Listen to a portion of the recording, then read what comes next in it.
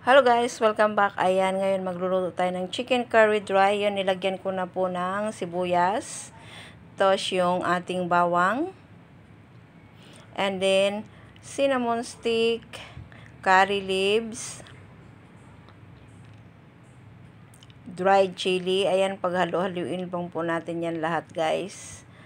Ang dried chili, cinnamon stick, curry leaves, onion, at saka garlic. Ayan. Ihalo-halo natin hanggang sa mag-good smell. Tapos ilagay na natin ang ating chicken. By the way guys, gumamit ako ng chicken wings dito na 1 kilo. Ayan. I-mix lang natin.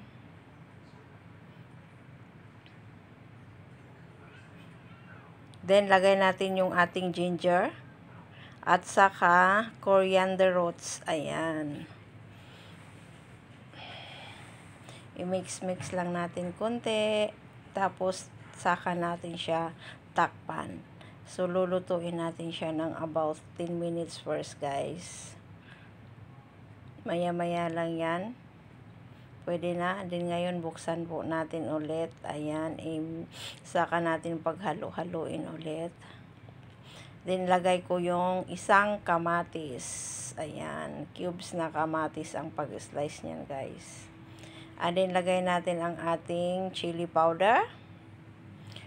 2 tablespoon of chili powder plus turmeric, a teaspoon of turmeric, guys.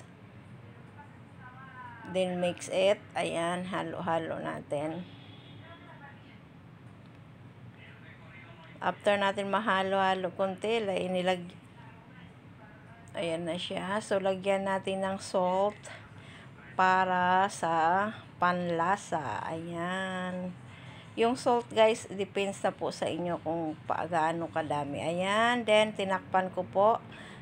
And then, I open it again. And then, na po ang ating chicken curry dry. Hindi pa yan tapos, guys. Meron pa kung inilagyan ko siya ng pepper.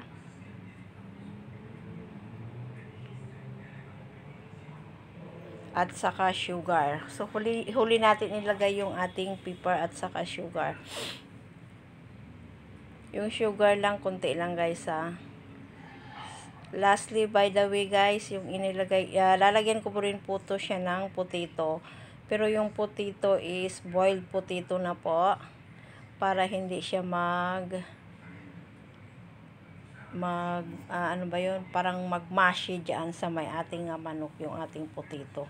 Para buo-buo pa rin. So, ayan lang ating chicken curry dry. So, last natin ilalagay ang ating potato. Ayan, luto na po yan. Imimix lang po natin hanggang sa ma-cover ng sauce yung ating potato. So, ayan na po guys ang ating chicken curry dry. Ayan, yummy. So, ready nang kumain ng dinner. Ayan po ang chicken curry dry ni Annalyn. So, maraming salamat guys sa laging pagpapanood. Bye-bye. See you.